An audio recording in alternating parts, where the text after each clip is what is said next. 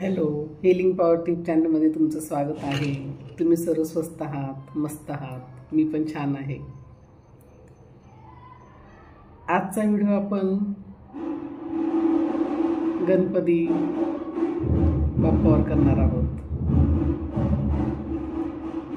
गणपती हा सण, हा उत्सव आनंदाचा, प्रेमाचा असा हा उत्सव आहे। ह्या उत्सवाची सुरुवात फार पूर्वीपासून आपल्या लोकमान्य टिळकांनी केली, पण त्यावेळेचं स्वरूप आणि ह्या वेळेचं स्वरूप याच्यामध्ये खूपच तफावत, खूपच फरक आहे। तेव्हा म्हणजे साधेपणाने आपल्या गणपती बसवले जायचे। सर्व समाजाने, सर्व कुटुंबाने एकत्र यावे। पण ह्या वेळेस आत्ताचं आपलं स्वरूप एकदम बदललंय।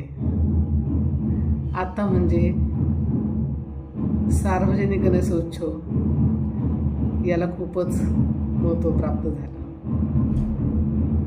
इतकं की ते झगमगाट आवाज आणि गाणी, शोर याच्यामध्येच आपण सगळे हरवून गेलो। तसं जर पाहिलं तर हा उत्सव खूपच नातेसंबंध जपण्याचा, कारण चाकरमाने सुद्धा या उत्सवाला सुट्ट्या टाकून घरी येतात। एकत्र कुटुंब, सर्व कुटुंब एकत्र येतं, छान गणपती बसवतात, छान खाण्याचं छान छान पदार्थ बनवले जातात, विशेषतः मोदक बनवले जातात।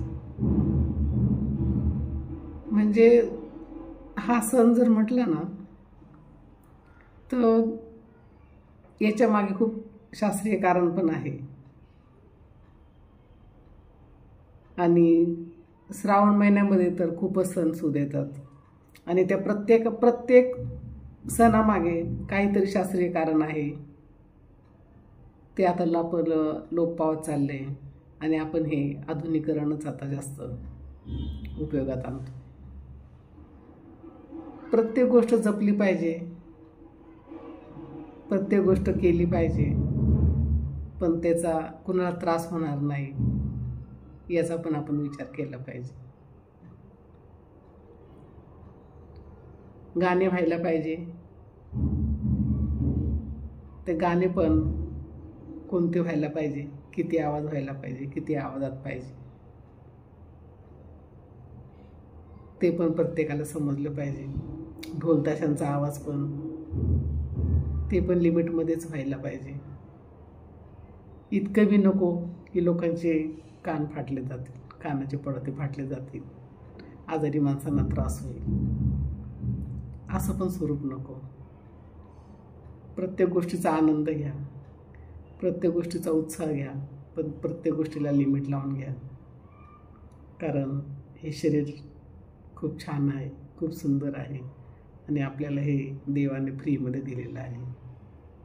त्याच्यामुळे याची हेळसांड होईल, याला त्रास होईल असं कुठलंच कृत्य देवाच्या याच्याने व्हायला नाही पाहिजे।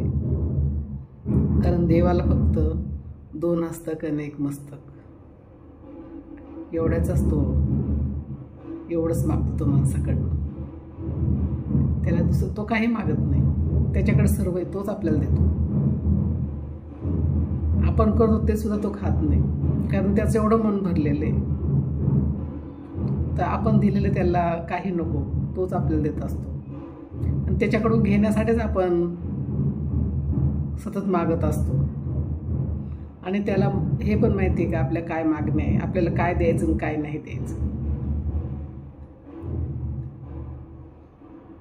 त्याच्यामुळे बाप्पाला काय पाहिजे हे आपल्या सर्वांना माहीत आहे, कारण देव कधी घेत नसतो, तो फक्त देत असतो, तो फक्त देत असतो।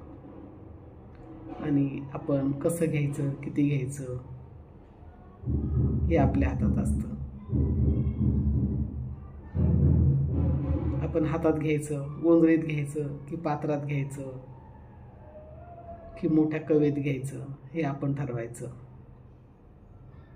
खरंच हे सणसूद मला खूप आवडतात, पण त्याचं थोडंसं विकृतीकरण झालं का जरा मनाला हट होतं.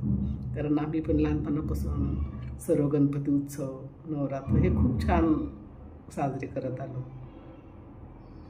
हरतालिकाला पण रात्रीचं जागरण व्हायचं, तेव्हा काही गाणी वगैरे असे ढोल बँजो वगैरे असं नव्हतं लावलं जात. बायकाच भजनी मंडळ गाणी म्हणायच्या आणि छान डान्स मुलींची व्हायची, खूप सुंदर. 2 मुली गाण्या म्हणायच्या, 2 डान्स करायच्या, म्हणजे असं छान वातावरण. आता ह्या आवाजाने पण जरा धडधडायला होतं.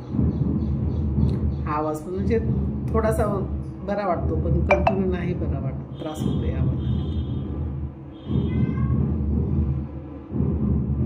आजचा व्हिडिओ तुम्हाला कसा वाटला नक्कीच मला कमेंटमध्ये सांगा. आणि जर व्हिडिओ आवडला असेल तर लाईक करा, शेअर करा, सबस्क्राईब करा. लवकरच आपण पुढच्या व्हिडिओमध्ये भेटू. तोपर्यंत काळजी घ्या. Thanks for watching. God bless you.